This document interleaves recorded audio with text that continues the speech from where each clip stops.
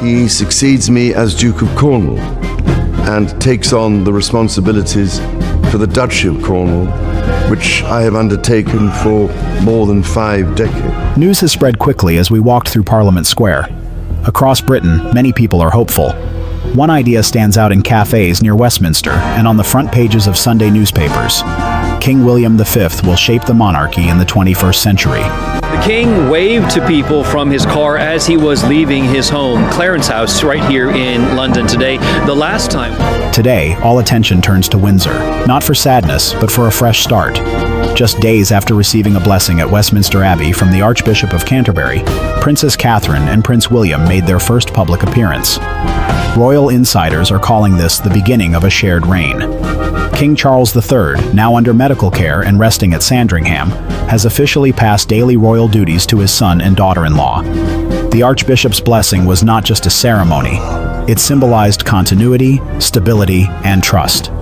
Standing beneath the same arches where Charles was crowned 2 years ago, the Archbishop spoke words that resonated with the nation. As this crown moves through hands of service, may it be held with duty. However, it was Princess Anne who made a memorable moment in history.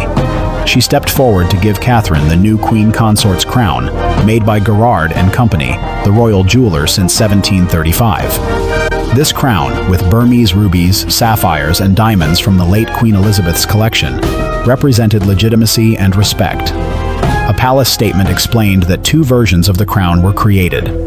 One central crown, kept in the Tower of London for major ceremonies, and a lighter ceremonial crown for royal events, which Catherine wore briefly during her blessing. After the ceremony, as the Abbey bells rang across London, people became fascinated by the calm and composed princess.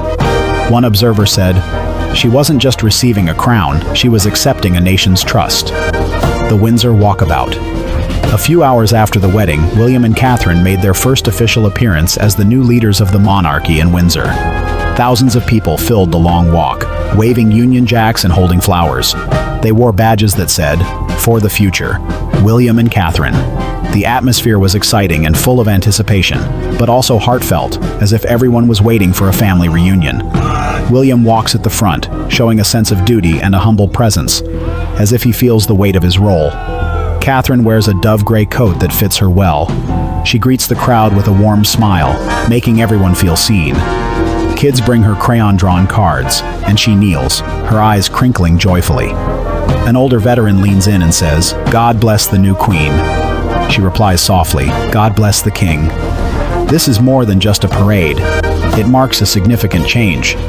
It feels like a quiet passing of responsibility, filled with emotion. Palace insiders have noted that they want to avoid the idea of a Regency puppet show. One aide says they are co-stewards, equals in the storm. Camilla is not present. Clarence House describes her absence as reflection time after the morning's events, which seems reasonable. However, the crowd notices. One commentator said, "Westminster crowned the title, Windsor showed who wears the soul." Social media lights up with hashtags like #blessing of the future, #crown of Catherine, and #the anchor. People express their admiration, with some mentioning Princess Anne as a key figure keeping the royal family grounded. A mum from Nottingham tears up for the cameras, stating, "Full circle, from stiff duty to real heart." Behind the scenes, the planning is precise, but the moment feels genuine and spontaneous. They choose to forego complete security, showing confidence and openness. William kneels to place a child's wildflower bouquet at the King Charles III Memorial Oak's roots, paying tribute to their roots in history. Catherine stands quietly, understanding that each moment is shaping their legacy. Cameras capture a powerful scene of Catherine and Anne holding hands at the event's end. No words are needed, just their grip showing unity and strength. News outlets like the BBC, Sky, and ITV all report the same message. Not a crowning, a consecration. It certainly feels like that. This marks the sacred handover of responsibility, without any scripts involved. Behind palace walls, not everyone is celebrating. Camilla's close friends are worried about how quickly the leadership change happened. One experienced courtier, speaking privately, said, "The Queen gave the throne years of stability, and days later, the story is changing." It feels like the shift happened without any preparation. But the public? They seem okay with it. The latest YouGov poll shows that 84% think the timing is wise. Catherine's popularity has soared since 2022. People are enthusiastic and supportive. Globally, viral images of Catherine bowing before Anne with the crown above her are everywhere. CNN called it the decade's shockingly powerful image. It shows that this is not just a change of a crown, but a handover of responsibility. As the sun set behind Windsor, the bells rang out, not somber, but full of hope, signaling a new beginning. William and Catherine waved goodbye, showing they were ready to take the lead. The day after the blessing, Buckingham Palace buzzed with activity. Anne's crowning of Catherine went viral overnight, but inside, it felt more like a strategy meeting than a celebration. There were questions about who is really in charge. Camilla is at the center. The palace says she is stepping back for Charles's health checks, which is reasonable. But skipping the Abbey and the Windsor appearance raises eyebrows. Staff are careful with language, calling it private time at Ray Mill. Those close to her feel she is being sidelined. She watched the events unfold from a distance, and one friend said, Anne's words were touching. But the underlying message? Catherine is now the leader everyone looks to.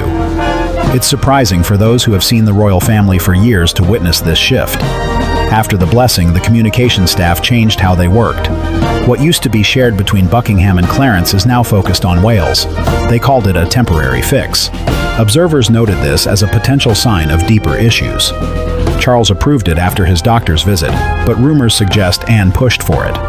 Relax, brother, they're ready. That statement, they're ready, became the new motto, simple yet powerful. Windsor seems to be signaling a farewell to the old ways and welcoming a new, more vibrant approach. Catherine's leadership, the Commonwealth Forum. Catherine's schedule quickly filled after her blessing. She hosted a luncheon for Commonwealth youth ambassadors at Kensington Palace. She focused on education and innovation, showing she is ready to lead. Public response was positive, with the Times of London calling her the people's diplomat. However, inside the palace, there was tension. Camilla's private secretary resigned shortly after the blessing, and staff were reassigned, indicating a power shift. Princess Anne worked to maintain stability. She visited Charles to give him updates and emphasized family unity. When asked if the changes were permanent, Anne said, "The crown doesn't wait for comfort, it waits for courage." This statement highlighted the growing difference between Anne's openness and Camilla's silence. While Camilla's friends said she remained a loyal companion to the king, her role in public faded as Catherine took on more responsibilities. Rumors of a dual monarchy by duty began, suggesting William and Catherine would share royal duties. The Archbishop of Canterbury said a blessing prepares hearts for future leadership, which seemed to support Catherine's rising role. Catherine was also active, visiting a children's hospice and preparing to lead the Commonwealth Youth Forum, showing her importance in various areas. Those close to Charles said he felt proud of Catherine despite the changes. He encouraged her to shine. The power shift was evident as Catherine and William took on greater roles, marking the beginning of a new royal era. The Sandringham visit, a nation's renewal. The sun sets low in the afternoon, casting a warm glow as the motorcade arrives, and the crowd responds with quiet applause and flag waving. This is the first public appearance since the blessing, and the excitement is palpable. Thousands are gathered to witness the handover. Charles is not visible inside, but white roses and church bells show he is present in spirit. Wills and Kate step out together, dressed simply in navy clothes, sending a clear message of unity and purpose. They walk down a familiar path with genuine smiles, fully engaged. This event celebrates those who supported Charles during his quieter period and highlights the new leaders stepping forward. Catherine speaks with an elderly gardener who gives her white lilies for the king, showing her warmth and care for others. Wills takes time to connect with a group of scouts, stressing the importance of unnoticed service. Inside, Anne leads the meeting with kindness and strength, reminding everyone that the crown represents responsibility, not just a symbol of status. Catherine later reflects on how Anne's words resonate with her, reinforcing the message of duty. As twilight falls, Catherine meets with leaders from various organizations to promote real connection over flashy displays, indicating a shift towards community-focused efforts. While this new direction is emerging, Camilla's team expresses frustration over feeling sidelined and struggles with the media coverage, suggesting tension within the palace. Charles appreciates Catherine's work and recognizes the continuity she represents. As invitations to the Youth Forum go out, Catherine is informally seen as Her Majesty the Queen Consort Designate, marking a quiet transition. In private moments, she and Anne acknowledge the significance of the future. As preparations continue, the story shifts from a simple handover to a new direction led by Catherine, who carries hope for the future. The Commonwealth Youth Forum, a new era. Dawn breaks over Westminster with light rain. Delegates from more than 40 countries fill the hall. Young leaders, cultural figures, and voices of faith are all paying attention. Catherine enters wearing a sharp ivory suit, and her crown of service catches the light. She speaks without a script, her warmth filling the room. The Commonwealth isn't just about maps, it's about faith, leading through service. The crowd responds with applause, and many veterans recall her statesmanlike presence. Catherine listens and interacts, discussing education, women's achievements, and green initiatives. She even sits on the floor with kids from Nairobi and Delhi, enjoying their dreams. Cameras capture her connection with them, highlighting a sense of togetherness. Anne watches proudly and tells someone at the Foreign Office, "She's nailed it. True power doesn't demand." In Wiltshire, Camilla makes a low-key visit to a literacy event. Her appearance is noted, but she feels overshadowed by Catherine's energy. Her team claims it's a strategic move, but everyone's attention is on Catherine.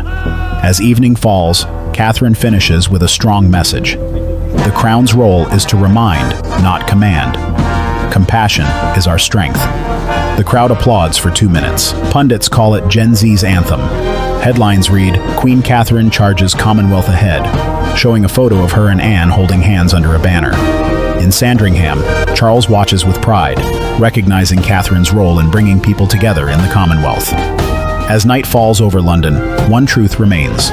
Catherine doesn't wear a crown, but she leads authentically, emphasizing grace and transformation over mere titles. Christmas preparations. A monarchy reborn. Charles is currently resting at Sandringham, following his doctor's advice.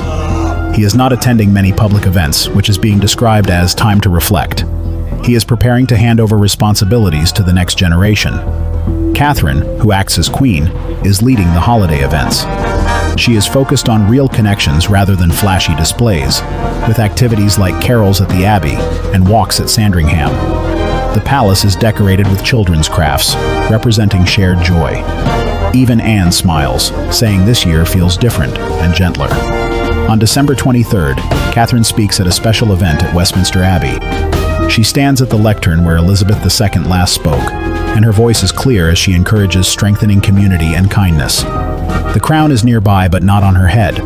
This image of her is powerful and quickly spreads, making her known as the People's Queen. Meanwhile, there is a slow shift in leadership. Charles's break may last longer, with William and Kate stepping up. No official regency title has been given, but this change is understood.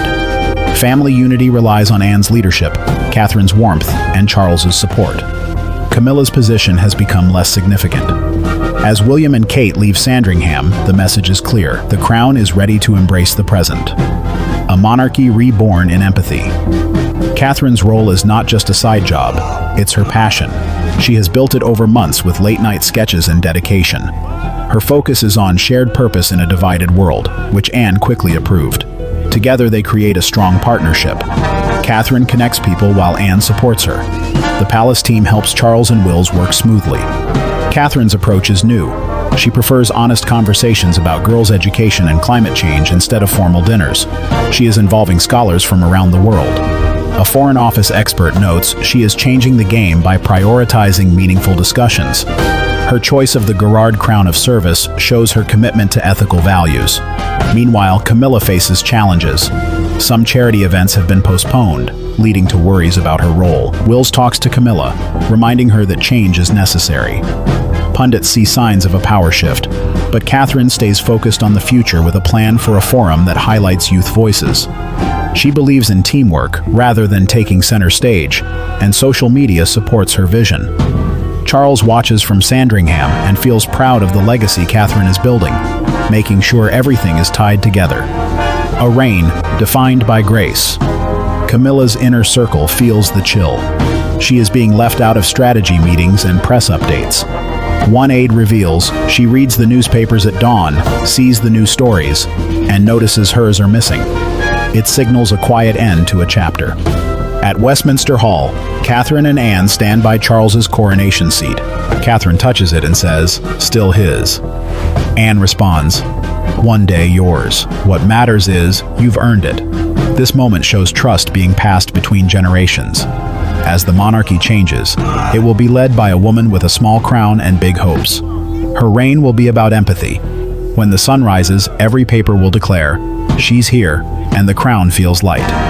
Is the "earned it" comment between Catherine and Anne a promise or a challenge? What do you think about this royal change? Share your thoughts below. Cheers to the quiet queens.